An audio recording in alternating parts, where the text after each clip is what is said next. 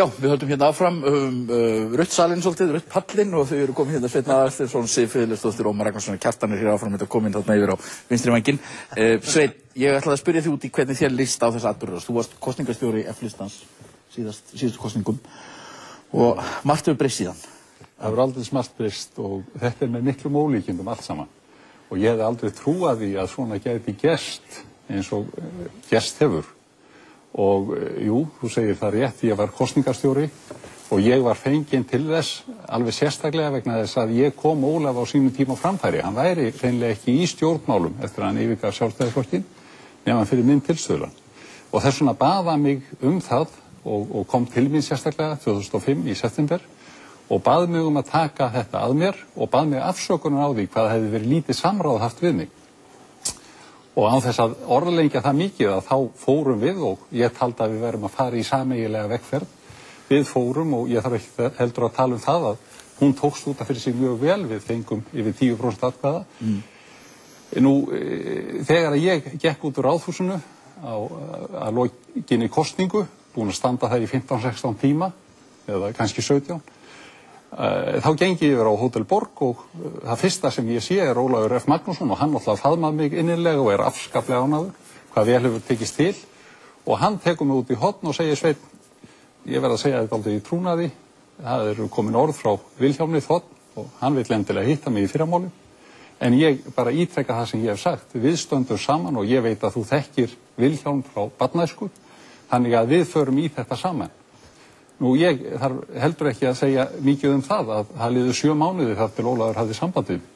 Þannig að það kom mér ekkert á óvart þegar ég heyrði það daginn eftir að hann hefði farið í matarhlé og ekki komið tilbaka vegna þess að, eins og ég segi, að það liðu heilu 7 mánuður og þá var hann að tala allt annað og raunverulega vandamál Ólafs stað og það sem að verður til þess að hann dettur út úr pólitík í langan tíma er að hann fær þá og honum hætti dálítið við að fá eitthvað á heilan. Hann farið á heilan að hann eigi að fara í framboð til Alþingis. Og síðan vitum við það hvernig að átökin voru í Frjálslynda-flokknum og þetta hreinlega þoldi hann ekki. Ég reyndi að koma fyrir hann vitinu í desember þegar hann hafði samband við mig að þetta væri hið mest óráð. En hann táði ekki ráð mín og án þess að það er hægt að segja svo margt þessi mál en þetta er bara alveg skelfilegt og að stærsti stjórnmálaflokkur þjóðarinnar leyfi sér bara gagnvart kjósendum. Sko, það er stundum, og Ólafur hefur mjög mikið misnotað það orð að sér misboðið. Út af fyrir sig get ég sagt það sem kosningastjóri. Ég var náttúrulega hafður að fífli og ég verð bara biðja fólk afsökunar á því. Vegna þess að eitt af því sem að við sögðum seint og snemma. Fólk sagði við okkur Ólafur F. Magnússon, ef að sú staða kemur upp, þá verður hann hækja íhaldsins. Þannig að hann verður ekki annað en hækja. Og Ólafur var alltaf svo misboðið þegar þetta kom upp. Hann sagði, skilur fólk ekki í gegnum hvað ég hef farið? Hvernig dettur fólk í hug að halda að ég verði einhvern tímann hækja íhaldsins? Og þetta er náttúrulega dapurlegt, ekki bara Ólafsvegna, heldur ekki síður, að stærsti stjórnmálaflokkurinn komi málum svo hér niður á lægsta stig að við erum komin í stöðu eins og er á Ítalíu. Er þetta ekki 7. borgarstjóri á 5 árum? Þetta er að verða Ítalíu ástand. Og spurningin er, og það fer náttúrulega... Það var ekki Sjálfstæðisflokkurinn sem kom málum í þá stöðu? Kjartan býttaðins lofaði mér að tala. Það fer núna titringur allt land vegna þess að menn hugsa, er þetta það sem við eigum að gera? Eigum við bara að láta bjóða í okkur og vera hér á uppboði? Já. Og ég tek alveg undir með Hönnu Birnu sem haft eftir inn í Fréttablaðinu í dag. Auðvitað hafa sjálfstæðismenn og reyndar fleiri pólitíkusar stór skaðast á þessu. Já. En finnst þér að sjálfstæðismenn hafi misnotað Ólaf? Að sjálfsögðu hafa þeir misnotað hann hafði algjörlega einn. Ég er í 7. sæti og það líða 7 mánuðir þar til að haft þeir samband við mig allt önnur mál. Það hefur aldrei verið haft samband við mig út af þessu. Og þess vegna að Ásta Þorleifsdóttir leyfi sér að segja að það sé eitthvað samráð og einhver grasrót, hún ekki til. Þetta algjört innráð. Hann fyrir einn í samstarf. Hann fyrir einn í samstarf með okkur en þá misnotaður. Algjörlega, hann svo gjörsamlega, hann hefur ekki einu sinni varað. Já, var hann ekki einn með hinum, var hann ekki einn í fyrir meirihluta líka? Var hann þá ekki misnotaður þar líka? Misnotaður, Margrét fékk það til samstarfs. Já, hún varaborgarfulltrúi. Hann borgarfulltrúi. Þegar hann gengur þar inn, hann borgarfulltrúi. Þú verður að skilja muninn á borgarfulltrúa og varaborgarfulltrúa. Býttu við, Kjartan, en þegar hann gengur þar til samráðs, hvað segir hann? Það engin ástæða við séum að fá einhverja fulltrúi í ráð og nefndir. Ef ég verð forseti borgarstjórnar, þá næ ég það. Það hefur aldrei verið neitt ágreiningur þar uppi. Var einhver ágreiningur í fyrir meirihluta? Var ekki aðeins Margrét sem myndaði þann meirihluta? Margrét, það var Ólafur sem var guðfæðirinn, ég minni á það. Hann var guðfæðirinn. Það var svona einhver eftir á skýringu. Nei, þegar Dagur B. Eggertsson hefur samband við Margréti, þá segir hún, mér hugnast þetta ekki að fara í samstarfi Björn Inga. Þá segir hann, nú Ólafur F. Magnússon, hann hafði frumkvæði að því að hafa samband við mig og hvetja mig til þessa. Hann var guðfæðirinn. Ómar, nú er þetta komið á lakirnar. Menn segja að þetta sé Íslandshreyfingin núna pluss, maður veit ekki alveg hvaða stjórnmálaafl er þetta, en er Íslandshreyfingin komin til valda eða? Þetta mjög einkennileg staðar sem komin upp og við skulum bara fara gegnum staðriðunar. Það var borið fram F-listi, frjálslyndra og óháðra. Íslandshreyfingin var ekki til. Kjósendurnir 2006 höfðu þess vegna ekkert Íslandshreyfinguna að segja þá. Jón Magnússon var áðan að segja að Sjálfstæðisflokkurinn hefði brugðið sér að því að hann hefði kosið Sjálfstæðisflokkinn síðast. Svo kemur þetta einkennilega stað upp að efstu 4 menn eru allir í Íslandshreyfingunni og 2 ákveða að fara í þetta samstarf og 2 ekki. Og niðurstaðan er bara einfaldlega svo ég taki bara tölurnar, að í 9 nefndum og ráðum, aðalnefndum og ráðum, er Íslandshreyfingin með félaga í 11. Já, það er 9 nefndir. En báðum megin borðsins. Þannig að það furðulega ástand kemur upp að Íslandshreyfingin er eiginlega öflugur heldur hún hefði verið. En hún er sennilega klofin.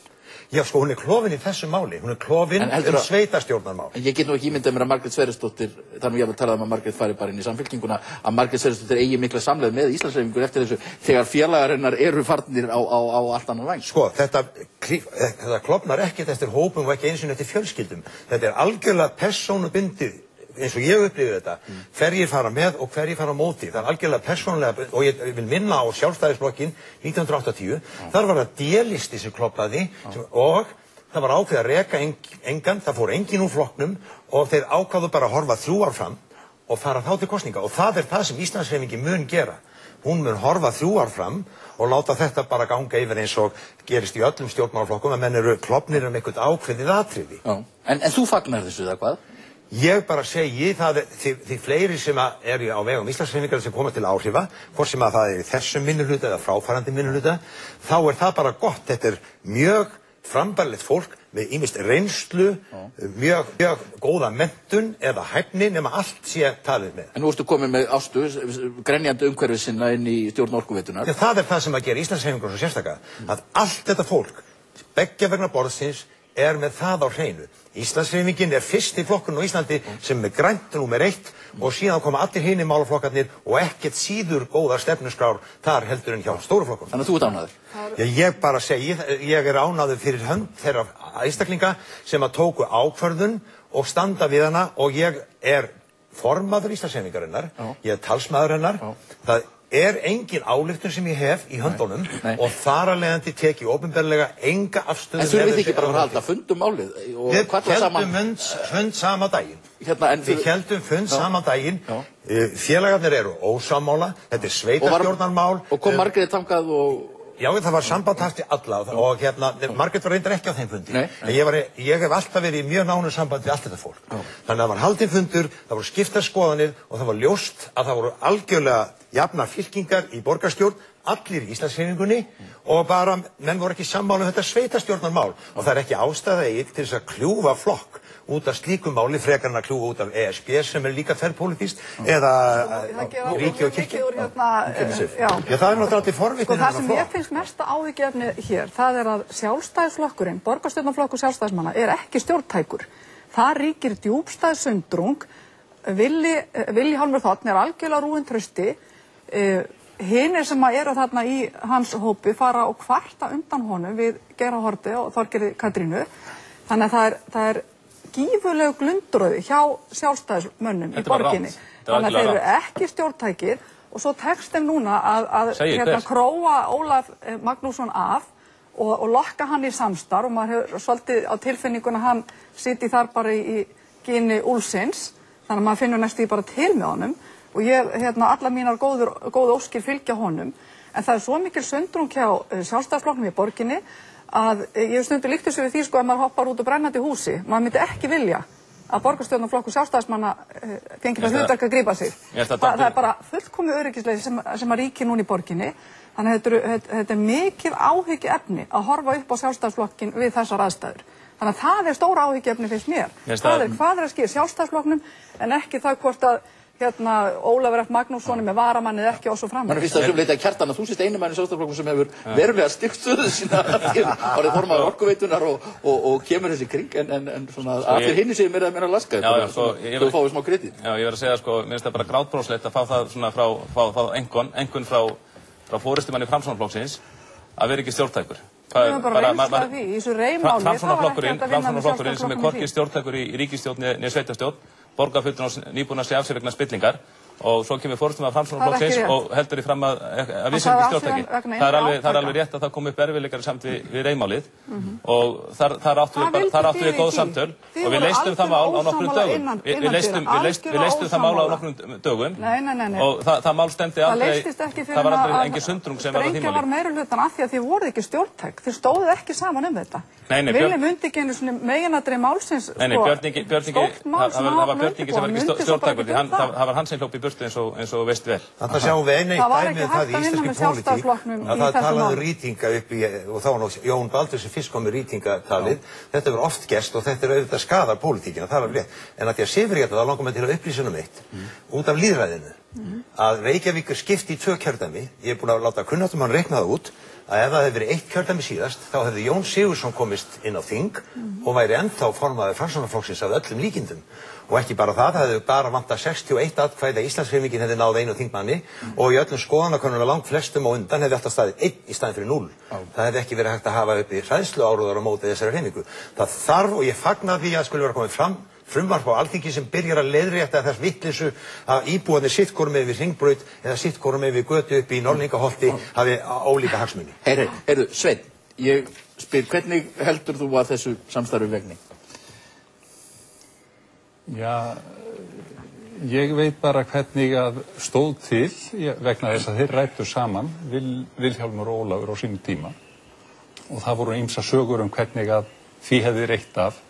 Nú ég fekk mjög nákvæma lýsingu vegna þess að ég þekki Vilhjálm mjög vel og reynda fekk ég lýsingu annara, meðal annars Andrésar Magnússonar sem hér kemur á eftir og hann sagði nú hreinlega, það voru ekki orð Vilhjálms en hann sagði hreinlega Ólafur fór þar með himinskautum og þau bara treystu sér ekki til þess og sögðu við Vilhjálm, Hanna Birna og Gísli Marteinn, treysturðu þér virkilega til þess að stjórna með þessum manni. Hann var nú bara þannig, en auðvitað stóð þá ekki til að Ólafur yrði borgarstjóri, það var fáránlegt. Sko Ólafur orðaði það við mig nokkru sinnum vegna þess að ég var kosningastjóri og bara ábyrgð á auglýsingum. Hann orðaði það við mig nokkru sinnum einu sinni að hvort að ætti ekki að stilla honum upp sem hugsanlegum kandidat sem borgarstjóra. Ég sagði þetta náttúrulega bara fáránlegt, það verður hlegið að þessu út allan bæ. Auðvitað erum við ekki með kandidat til borgarstjóra en síðan gerist þetta allt og ég þarf nú ekki að rekja það en svo komið fyrir Sjálfstæðisflokknum að raunverulega það skiptir öllu máli og ég tek alveg undir með síð raunverulega Sjálfstæðisflokkurinn vegna innri átaka ekki stjórntækur og Vilhjálmur sagði það nokkrum dögum fyrir kosninga við mig að það væru menn innan flokksins sem innu af því hörðum höndum að víkja sér frá og koma sér frá og vegna þessara innri átaka þá Sjálfstæðisflokkurinn í reynd ekki stjórntækur og hann kominn svo á hnýin að það öllu kostað til og meira segja maður sem hefur ekki verið inni í borgarstjórn þar til núna hann að koma veikindaleyfi. Hann settur í borgarstjórastól algjörlega alinn. Ólafur hefur næst mesta reynslu allra borgarfulltrúa. Það breytir engu hjarta minn. En ég get sagt þér annað að þetta blað sem var sagt stefnublað ég þekkti nánast alla punktana og hvernig dettur þér í hug að það sé á einhverju jafnræði gert, þetta náttúrulega hlægilegt. Lestu stefnuskrá Sjálfstæðisflokksins? Þetta eru bara með keimleikar stefnuskrár. Punktarnir eru, Ólafur segir 70%, ég myndi halda að vera 80-90% það sem við settum fram fyrir kosningar. Margir punktar eru einnig í okkar stefnuskrá. Já, en þetta er óskopunum dettur ykkur í huga að það sé einhver jafnræði. Já, sko á sínu tíma, ég er ekki að segja það sína, en punktarnir eru meir og minna. Flokkarnir eru bara sammála margar hluti. Þeir punktar sem við lögðum áherslu á, þeir sluga það máli. Er eitthvað að því að flokkarnir séu sammála nokkra hluti eins og mislega en dróttir minn dýri, dettur ykkur í hug að það sé verið að fara á einhverju jafnræði, það er bara verið að ná völdum þarna og því miður Ólafs vegna að hann er bara notaður sem hækja. Þú spyrðum hvernig þeim vegni, ég vonaði þeim vegni nú út af fyrir sig vel, en það er bara heilmikið mál, bara líkamlegt að vera borgarstjóri í Reykjavík og mér dettur ekki í hug að halda annað en að í reynd verður Vilhjálmur starfandi borgarstjóri. Hann verður raunveruleg borgarstjóri? Já, hann verður kallaður inn vegna þess að Ólafur bara ræður ekki við. Ég held að þessi einræða Sveinsko sýni að það eru mikið persónuleg sárind á ferð og hann vill ekkert neginn kannski hefna sín. En ef hann myndi bara líta á málefnaplaggið, ef hann myndi líta á þau málefni sem hann var kosningarstjóri fyrir, hættu þessum persónulegum málefni sem hann var kosningarstjóri fyrir í síðustu kosningum, þá held ég nú að kosningarstjórinn ætti að gleðjast yfir því að nú á að fylgja þessum málefnum eftir að fullum þunga, mörgum þeirra. Þetta eru engin sáreindi og ég er ekki að ná mér niður. Heyrum bara hvernig þú talar. Þetta eru engin sáreindi, ég er löngu búinn að afgreiða þetta mál úr mínum huga, löngu búinn. Þannig að þetta eru engin sáreindi, en ég er bara að tala hér staðreindir og það er enginn sem þekkir baksvið þessara mála betur en ég. En ertu ekki ánægð með að málefni núna sem þú barist fyrir? Nú þarf ég að gera, nú ætla ég að biðja ykkur að hverfa hér að vettvangi ykkur félagana, þau ætla að sitja hér áfram. Tölum aðeins úr framsóknarflokkinn. Þeir ætla að koma hérna Reynir og Andrés bróður hans Hjartar. Sif, hvað segir mér, nú er Björn Ingi farinn úr flokknum, er ekki rétt sem að Óskar Bergsson segir í gær að framsóknarflokkurinn sé í rauninni, hvað sagði hann? Hann sagði að hann væri í hvað? Útdauður í Reykjavík. Dauður í Reykjavík, óstarfhæfur í Reykjavík. Hann sagði að hann væri dauður, hann er vel á lífi í Reykjavík. En það er alveg rétt hjá Óskari Bergs að það hefur mikið gengið á í Reykjavík. Og ég vona að núna þegar að búið er að eiga sér stað einhvers konar uppgjör sem er reyndar afar óréttmætt allt saman og með miklum ólíkindum, að þá vona ég að það takist að skapa bara góða ró í Reykjavík. En það er enginn eftir? Jú, fullt af fólki eftir. Ég var nú að fundi þarna í gærmorgun og það var mikið fjör þar. En menn eru auðvitað ekki ánægð með það sem hefur átt í stað.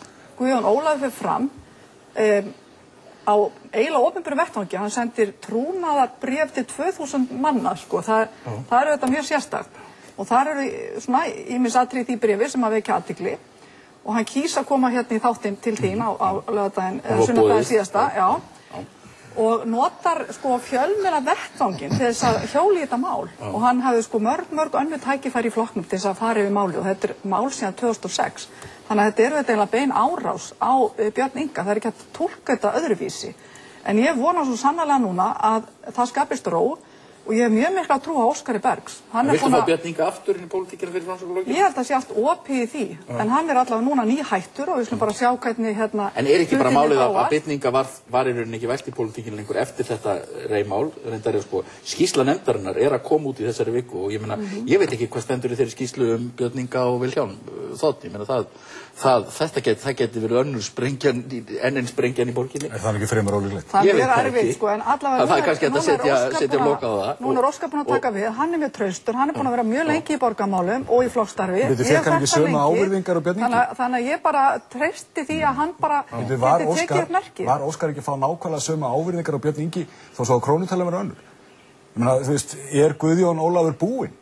Ég held að viti það enginn, það er bara komið ljós. Já, það hlýtur að vera mikið áhyggjuefni fyrir Ég ætla að vona að þessi vinnubrögð, að þau tilheyri sögunni. Af því þetta eru ekki vinnubröð sem eru til fyrirmyndar. Við viljum ekki sjá þetta í okkar flokki. Ég held að þetta sé ekki búið ennþá. Ég held að næstur á listanum eftir Björn Inga er Sif.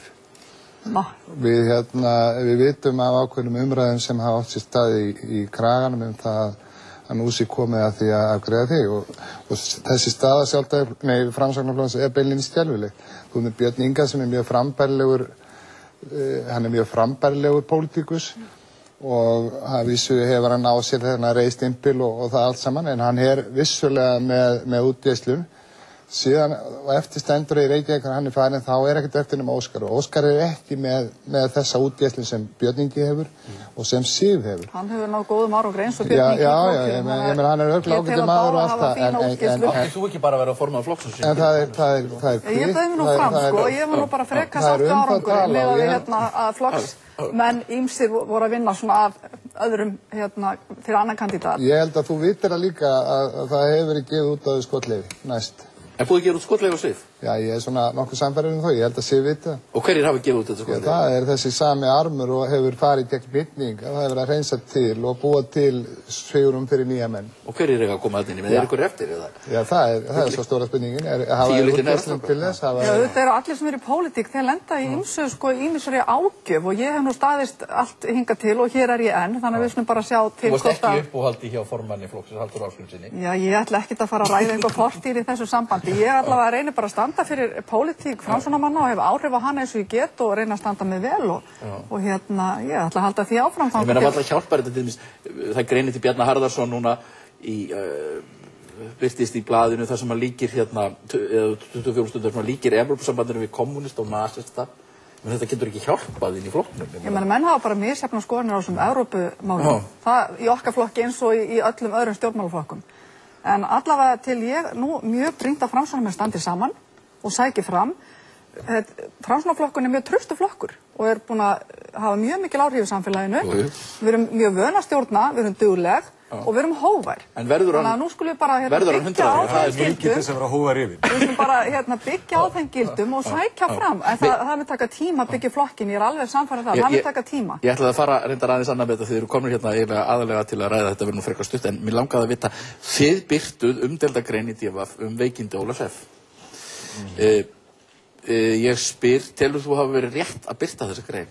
Ég held að og gefa og einhvern veginn opna þessu umræðu. Já, ég meina greinin ekkert mjög umdeild. Við göngum svona varlega þessar dyr, við segjum varlega frá málum, við segjum frá því að það að ræða veikindi og skilnað sem að verður til þess að hann frá í 8 mánuði. Ég heyr ekkert mikla gagnrýni á þessa grein. Þetta var algjörlega nauðsynlegt, enda kom þá daginn að daginn eftir eru drottningaviðtölu við hann í 3 dagblöðum, Morgunblaðinu, 24 stundum. En það það sami tónnin í öllum þessum viðtölum að Ólafur F. að kvarta undan vondri meðferð á sér. Ég sem náttúrulega bara endemis bull því að þetta bara, eins og ég las eitthvað, þetta bara væl. Hann að biðja að vera borgarstjóri, það bað hann enginn að vera borgarstjóri. Ég held að enginn sem að gekk kosningar reiknaði með þeim möguleika. Hann biður þennan status, Sjálfstæðisflokkurinn leyfir það og borgarbúi eiga heimting á því að vita nákvæmlega hver Ólafur Magnússon, hvað hefur hann gleymt við, hvar stendur hann í dag. Og það nákvæmlega það sem við gerðum í þessari grein, við sögum frá því og eftir kemur hann og talar svona hann talar deburð, hann talar heilsufarslegan mótbyr. Og það nákvæmlega ekkert að því að hann, gott og vel hann forðast að nefna kjarnamásins hvað var að, sem að bendi til að hann hafi einhverja fordóma gagnvart þessum sjúkdómi sem að ræða, sem algjörlega út í hött. Ef hann hefði sest niður með einhverjum af þessum fjölmiðlamönnum sem voru að spyrja hann og sagt strax frá upphæfi, það var þetta sem hann að glíma við, nú ég honum góður og ég tilbúin til að takast á þetta. Það hefur allt aðra tölu sem kom upp. Andris, hvað finnst þér þessum ræð? Eins og þetta blasir við mér að mér finnst menn hafa gengið kannski svolítið ríkt fram að krefja hann svör. Ég held að þegar heilsufarsleg málefni eru til umræðu, að þá verður hver að ákveða fyrir sjálfan sig, hvort hann vil gera heyrinn konum það. Sumir hafa kosið að gera það í hans sporum, aðrir ekki. Ólafur var hins vegar eiginlega knúinn til þess og það finnst mér svona eilítill fautaskapur, sérstaklega vegna sem við horfðum síðan upp á það, að pólitískir andstæðingarnir voru beinlínis að reyna að gera út á nákvæmlega þetta, að þeir vissu af þessari kviku. Ég meina, Ólafur vildi ekki ræða þessi mál sérstaklega umfram það að segja að hann hafi verið veikur, nú sé hann orðinn heilbrigður og treysti sér til þess að halda áfram. Og ég meina sjálfstæðismenn treystunum greinilega til þess líka. Hafa pólitískir andstæðingar Ólafs verið að nota þetta mál? Mér finnst ekki leika nokkur vafi á því. Ég meina, það nú eins og hann bróðir mér rætti hérna áðan að Björk Vilhelmsdóttir var að finna því að hann hefði enga eirð í sér til þess að sitja út heila fundi og gæti kynna að það hann verið svo taugaveiklað þá væntanlega. Alveg eins að Ég meina, mér fannst mjög einkennilegt hvernig Dagur B. Eggertsson vék sérstaklega að því að sem meira segja aðstandendur hefði ekki náð í hana heila 2 tíma. Nú Svandís Svavarsdóttir að hún tönlaðist á orðinu sko veiki hlekkurinn, veiki maðurinn og hver var í veiki. Þú hefur reynda stór orð upp þetta í viðskiptablaðinu. Já. Hvað kallar þetta þar? Ég manna það ekki. Mér fannst þetta bara andstyggð. En þetta er að báða við. Samherjarnir eru þannig að það megi ekki. Því haldið fram einhvers staðar að fólki á Ráðhúspöllunum hafi verið að reyna ídónu fram að brúninni með því að æpa. Það hafi ekki verið að mótmæla, það hafi verið til þess að reyna að espa upp í hana sjúkdóminn. Og þú veist, umræðan er svona í báðar áttir. Það voru náttúrulega komið svolítið út í Hitchcock bara. Þetta er bara vitt. Það getur náttúrulega enginn haldið með slíku fram, ég meina, menn getur ekkert vita það. En það er hins vegar alveg sko rétt að hafa það í huga að þessi mótmæli á pöllunum voru skipulega flokkunum sem var að hrökklast frá. Þau voru í pólitískum tilgangi en það var veist sérstaklega að persónu mannsins. Það var hjólaði manni. Við þurfum að hætta þessu hér í bili. Sveinn, Sif, Reynir, Andrés, Dagur Eggertsson hérna rétt á eftir. Við höfum lítinn tíma.